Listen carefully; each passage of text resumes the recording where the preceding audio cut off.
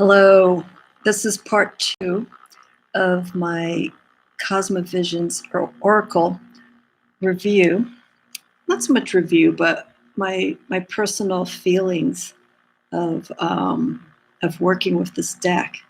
So I had to do part 2 because if you watched all or part of the first part of the Cosma Visions discussion that I had, I got right to the end of the trees, growth of trees for Cosma Visions. And as I was continuing to talk, I don't know what happened. My computer decided to shut down. So it had full power. It just said no more. So I stopped and it was still saying that it was going on live. So I thought this was still going on for hours on end, but eventually it did stop. And it stopped basically where the computer shut off. So what I'm going to do is I'm not going to re-edit, or I'm not going to edit the other video. I'm just going to jump right into the court cards that are redefined in this deck. And to continue on with my feelings and how I've been connecting with this deck, it's been a pleasant surprise for me. This deck is geared a little bit towards, or it's being advised in a sense that it's good for past life readings. I feel the influence of the past life readings comes more through the Major Arcana. And you'll see that in the previous video. The Major Arcana does not follow the same archetypes, though numerically there is reference to the RWS. So you could sort of try to compare between the Cosma Visions Major Arcana and the RWS. But I find the energy, the whole design, the whole imagery of this deck is just so different that I can't even compare the two styles of Cosma Visions, which I'm calling is a non-system deck, because it has its own wording, it has its own visuals, it has its own interpretation. Though I think with James R.Eads' kindness to help people who are new to the tarot and to introduce them to this deck, he does make references to the RWS so that there is some comparison. If you have that kind of background, you could sort of go, okay, the number 19 in the Major Arcana is seen here as, I'll show the card because I'm looking right at it, is shown as infinite paths. My card just already took a beating right here on the bottom. So anyhow, infinite paths. This would relate to the Sun card. But you could sort of take some of the characteristics of the Sun card and apply it to the infinite paths. But this has its own interpretation. And so working with this deck thus far has been entirely intuitive. And so I find myself not wanting to make reference to the RWS meanings in this particular deck, because I just don't see it, let alone even feel it because of these images. So let's jump right into the court cards that are redefined. So they're redefined elementally. You'll see influences of the elements of each of these cards, which are now called the importance of being for the court cards. So we still have fire, water, swords, air and earth. But again, they've been renamed. One thing I realized when looking through this deck is, and I'm curious for anyone else who is working with this deck, if they see it before watching this video, that there is an interrelationship between the elements and visually how they work together and they come back again. we see this journey with the infinite, or the importance of being, come full circle within its own suit. And I'll show you what I mean by that. So let's start with the wands. Let me drink some water to clear what's in my throat right now.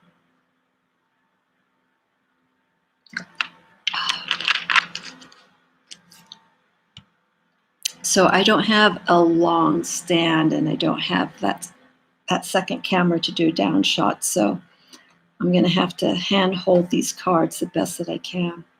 So we start seeing a buildup with these redefined court cards. And pictorially, I'm very happy to see the layout in a panoramic way, because it gives you the full story. You can see everything in a wider perspective as opposed to just individually. You know, when you look at the court cards, normally it's that scene, that kind of energy. The next card, it's that kind of rulership, so on and so forth. Here we have the whole story, but we see the whole story broken up by these individual beings. So here we have the Wanderer. Okay, and I'm going to show the connection. Of course, I'm going to get this backwards. Yep, I had it right the first time. Okay, so we see this connection here. Okay, so the Wanderer is seen as the Page of Fire. I'm going to try to avoid saying the suits of the RWS because this is all elemental. Page of Fire, Knight of Fire, Shapeshifter. Okay, and I'm going to move closer. Let me move my fingers so you can focus more on the cards.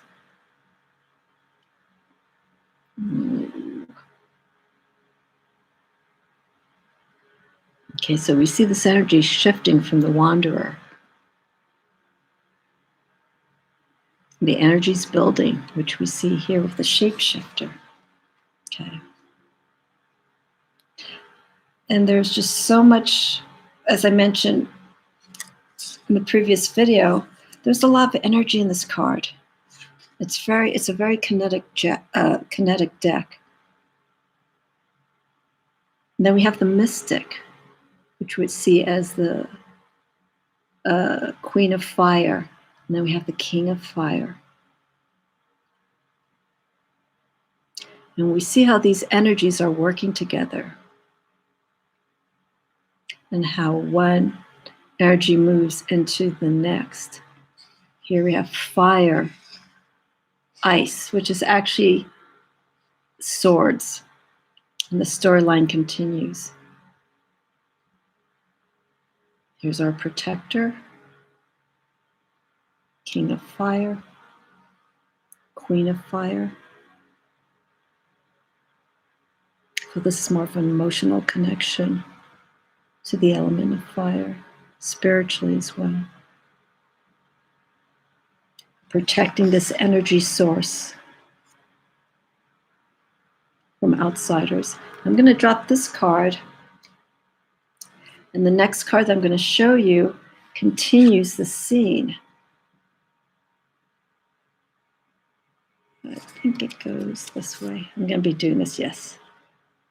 Okay. So while this is going on with the King of Fire, the challenges of air and fire, the Weaver, we start moving into the element of air. And air and fire work together. We start seeing the energies, how they communicate, even though this one's a little bit more of a struggle for battle for what's stronger, what's wiser. So it's in the Weaver. This would be our Page of Air.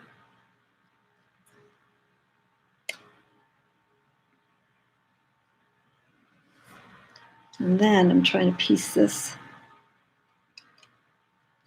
There we go. Then we have our Knight of air, working with the tools, with the mind, being very quick. The weaver here we see is, it's almost, I'm going to move this in a little closer. Literally weaving, creating, manifesting the ways of seeing things, perception. And the fire is taking that tool, the sword, and putting it into action. And the dreamer, this is our queen. Queen of air, and then this is our king of air, the elementalist. We're seeing how, remember we had the lotus for water, we have fire, the environment of air. It's our elementalist. Dancing, working with that kind of energy.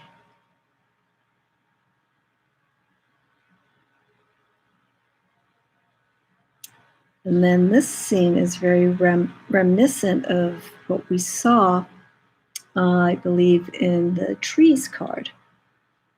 We had the beautiful palace surrounded by trees, and we had the crescent moon in the background.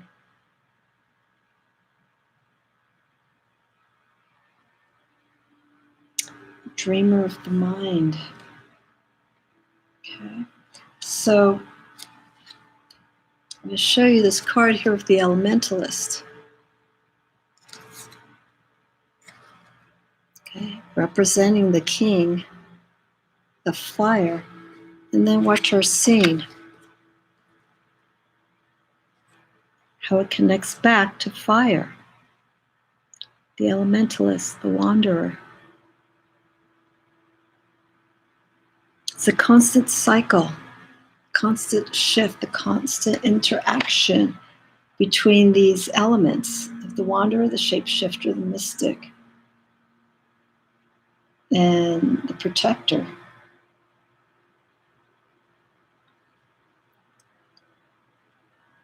And I'm visually just looking at this as I have these cards all interconnected. And so this is a good way to learn a different way of connecting with elemental energy and nature, and how they can conflict with each other and also enhance and support. And when you have that enhancement and support, you grow. And that journey continues onward. Okay, so sorry. Okay. So next, I'm not going to keep this video long. And this deck is still very new to me, so what I'm sharing with you are my intuitive feelings that I'm getting with this. And I would love to see more decks like this, where the storyline is sort of broken up into pieces, they're connected. And you individually can read the card for what it is, but also to see the whole environment of that element and its influences right before your eyes. So the next elements that I have, these are complementary, is earth and water. Water, I feel, out of all these elements is probably the most powerful, because you can't really break down water. It can evaporate. If there's not enough water and there's more air can take over that. But for the most part, air can can cause damage to the earth, too much erosion we start seeing. Fire can destroy earth. What fuels fire is air. If there's no air, there's no fire for it to burn. And again, water, even though water is such a precious source, we are still losing it at this very minute, planetary, globally wise. But overall, we find out what's important. We need oxygen to breathe. And that comes from the plants, from the trees, which I don't want to go on an environmental speak about this, but this working with this deck and also my other decks that are nature and animal inspired, you really feel the importance that these elements have to us as individuals and in our everyday life. If our air is toxic, we suffocate. If our water is toxic, we get sick from that. The earth, it's poisoned. Fire, all these different elements. So let me go right into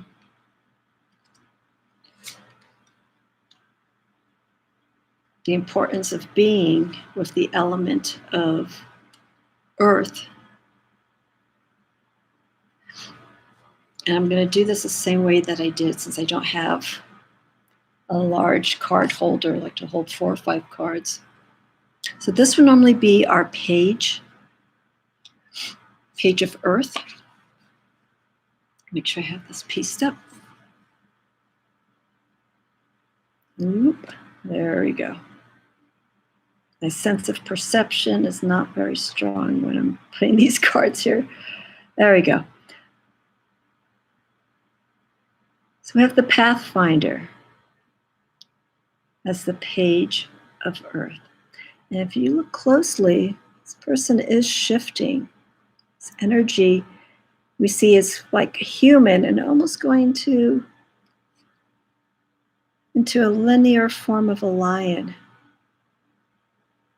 Taking that energy. And then we have the Entertainer, which is interesting here, as the Knight of Earth. And I've seen a few cards where we see the Knight of Earth as an individual who's juggling and not paying too much attention to where they are and what they're doing. It looks here like this individual has lightly their connection to earth, and then here into the other realm, which looks like it could be water.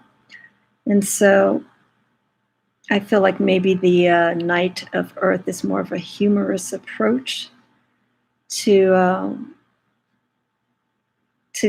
not taking things seriously, paying attention to what needs to be done, remaining focused. Yes, I agree. It's okay, Spirit. And then we move on into the Queen of Earth and the King of Earth. So we have the Geomancer. And this card I'm still working with. My sun signs and earth signs, so there's a lot that I can read into this. We start seeing here with the Geomancer. Very strong. The Geomancer's legs are very strong. And we're seeing the land that this individual is standing on to start showing growth. We're seeing how this individual works with the energy of the earth, giving to it and taking from it, giving to it and taking from it. It's all the cycle. And then here, with the King of Earth, we see, actually I want to point out, usually the Geomancer is associated astrologically with the sign of Capricorn, of discipline and focus. And here would be the sign of Taurus. The commander, dedicated, devoted, protecting the ground and its environment that it's in.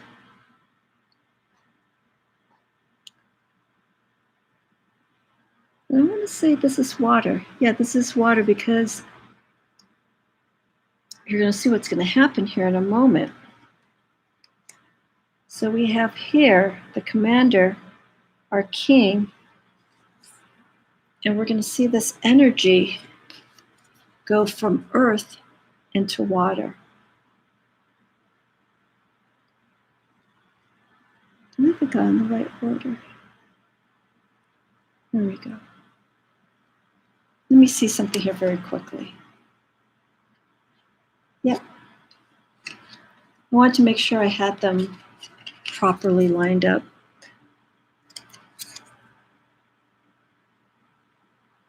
So then from here, we start moving into the realm of water. The composer, page of water.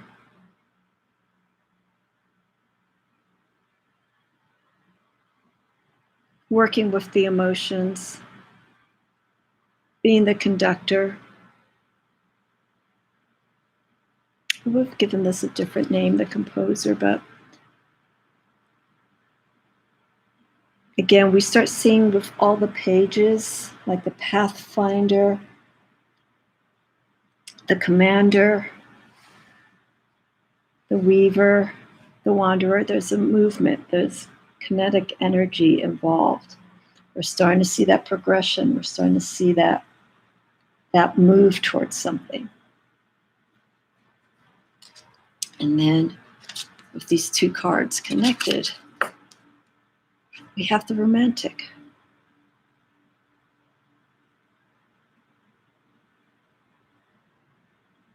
Individual who's always daydreaming about love. This would be the knight of water. It's kind of going, going with the flow. This is, if you look at the scene here, it's a very still card. Can't even see underneath the hat who this individual is. It doesn't matter because the energy here is all about feelings and being connected to what's going on at that moment. We have the lotuses that we see as the indicator for water, which we see in the suits here, the dance of lotus. We have the Mender, queen of water, and then the Peacemaker. So say with Cancer, we see the moon here as the king of water.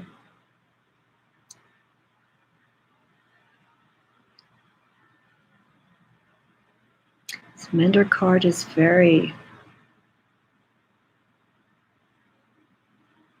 I feel really spiritual.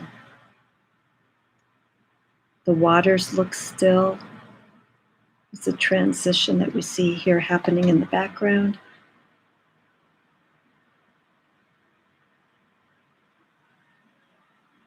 And just that peace, intuitively, emotionally, spiritually, with the Mender. And then with our Peacemaker card, we have an individual who's fully immersed in the water. Not fully, but we normally see in the tarot the interpretation of, especially with the water cards, or like Temperance, there's 1 foot on land and one foot in water. And here we see the entire being standing in the water, fully focused and confident with their feelings, pouring that cup back into the water. Very natural. The lotuses are glowing. This is a card of emotional trust and confidence. This is someone that you can go and speak to and know that you can trust that when you speak to that individual, that things are going to be okay. It's a very beautiful card. We have two different energies, both water, but taking different approaches on how they heal and how they work with their feelings. This person makes peace with it. This one heals. It's maternal. This is a person you can speak with. This is a person that feels.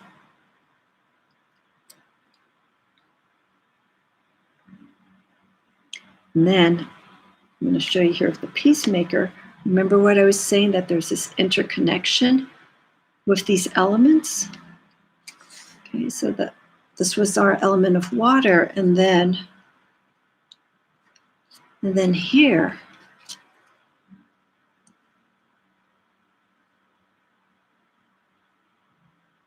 it goes back. Here's our king. Oh, let me go forward. There we go. We're back to the Pathfinder. It goes full circle.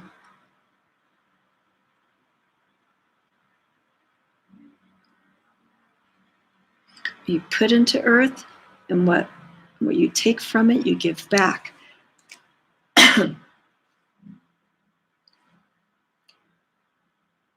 And this connection here is just, it's beautiful because we see the environment that the earth cards are in.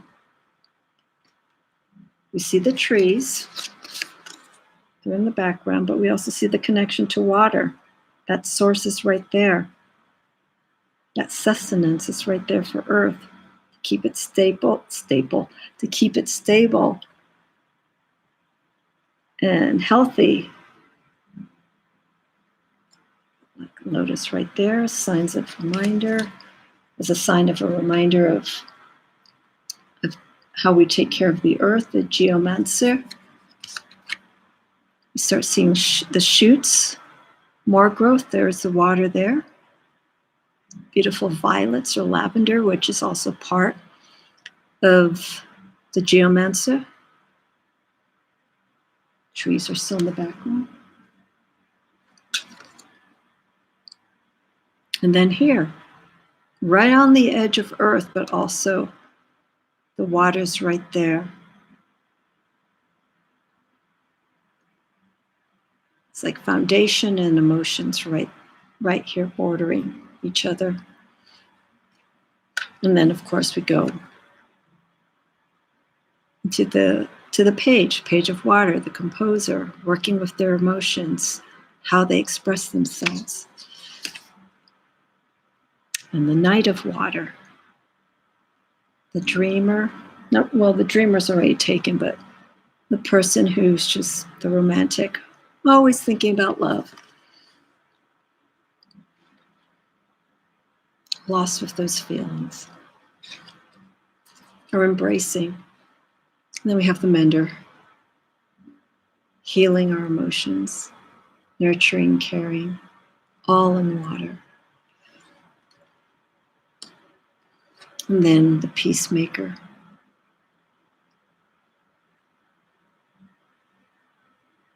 This is almost like the external aspect of the mender.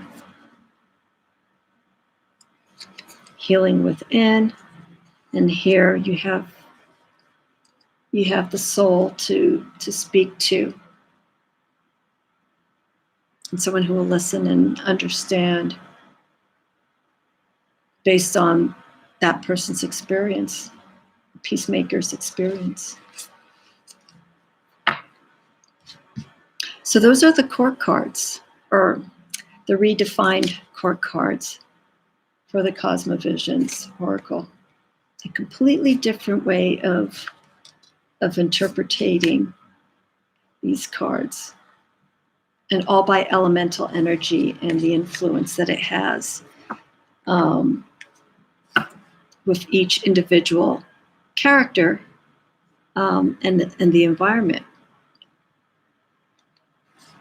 And then, of course, we have the connection of air, which we saw with the Weaver, the Fighter. I'll show these cards again. Weaver in this order, the Fighter. And the environment for air to be like in a mountainous, cold, frigid environment is because the thoughts are just that. There's no emotional connection to that. And that's why I think with the swords, people have that conflict, because we're trying to merge a rational way of seeing things, experiencing things, but it's dealing more with emotions. And with thoughts, it's kind of hard to put emotions into thoughts about a situation. You can emotionally express yourself, but that's coming from the heart. Here is when you're putting a lot of thought and a lot of focus into the situation. And it's coming from here. It's coming from the conscious state, the mind state. It's not coming so much from the heart. We're trying to get to that point. And then let me go forward with this. And then we have fire energy, kinetic. Here's fire in the environment of, get these backwards again, placed in the environment of the mountains.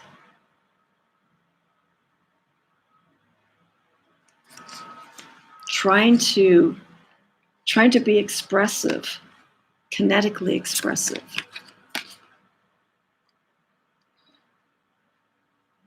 Moving that energy, being influenced by air. I mean, look at this. This is just so beautiful. We have the mystic, and the protector, the queen of air, and the king of air. And we're seeing how to work with these different sources. Again, we have this volcanic environment for the fire, with those snow-capped mountains in the distance, cold, isolating, and how these two are interacting. Two forms of energies are interacting. I like these two cards together. We're going from one scene into the next in just a matter of two cards. And the way that they're connected is wonderful. And then we see the trees in the background. And a little bit of water here. So it's just a reminder how to work with all these different elements and how to use them to our advantage, to weaken areas that, to strengthen areas that are weak, and to areas that are weak, to learn from them and be empowered.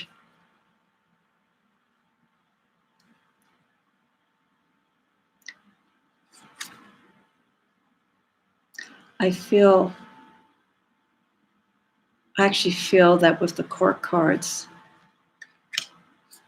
you can almost read these as oracle cards because of the non-RWS,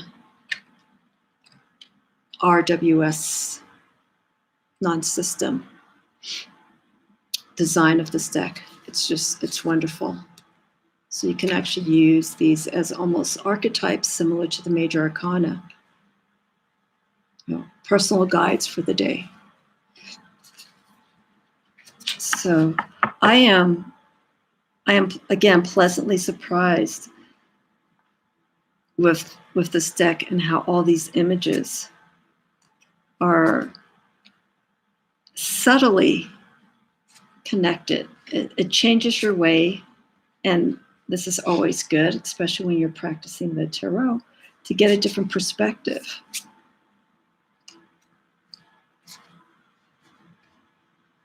And a different feel when you connect to a deck like this. And regarding the past life readings, I feel, this is just right now looking at this, I feel that the Major Arcana holds more past life energy. Now, there is past life energy for readings. The Minor Arcana is just that. The Minor Arcana in any deck is telling the story, and the Major Arcana are those strong influences. But when I look at the Minor Arcana and these 5 or these 16 cards of the importance of being, I feel like I have 3 different decks here, 3 different perspectives, and I can use one perspective, the court cards, redefined for as guides, as well as the Major Arcana. I could probably work with these, the court cards and the Major Arcana together to go a little bit deeper, because we don't physically have a person, you know, like there's no gender identity, there's no ethnic identity. This is all organic, this is all natural. And so that's why I feel that you can mix and match and do separate readings, different kinds of readings with these 3 different realms, is what I'm going to call them, with the court cards redefined, with the Minor Arcana, and then with the Major Arcana. They all have different stories, which is something that's really exciting, because I could take part of this deck and read it for what it is, and then another part of the deck to read it for something else. So that's my take with the Cosma Visions right now, as I'm exploring. I'm currently working with the Major Arcana. I think I'm going to start going into the court cards. Normally when I get a deck, I always go for the Major Arcana. I think I may have mentioned this in the other video, but there are times where I feel I have to just go to the Minor Arcana, just start looking at it and see what it works for me. The court cards I will spend more time with, okay, because it is a different entity, but it's all interconnected, which is wonderful. So let me know what you think. For those who already have this deck and they've been playing with it, these are just my opinions. Obviously, what someone's going to get from working with this deck could be similar, could be completely different. They anyone who sees this video, they may think, oh, this is all whack. What was she talking about this? It's open to interpretation. Okay. So I'm feeling right now I have 3 different ways of reading this deck. The storyline's completely different for each of these. And I think that's great. I think it's wonderful. So feel free to leave comments below. Any questions, you can leave them there as well. All the social media sites to reach me are in my description. They're in my profile. So I appreciate the support through feedback and keeping in touch. I have a few videos up ahead. I just don't have any dates set. Lately, I've been sort of a little bit more sporadic with doing videos and just coming up with something very last minute. So this was a wonderful exploration. I'm looking forward to growing with this deck more. So have a wonderful day, everyone. Thank you for watching. Appreciate your patience if you've gone this far in the video or just scrolling through. Let me know what you think. And I'd like to exchange feedback with people who are working with this deck right now. All right. All right. This is Amy. You have a great day, week, and I will be in touch again soon.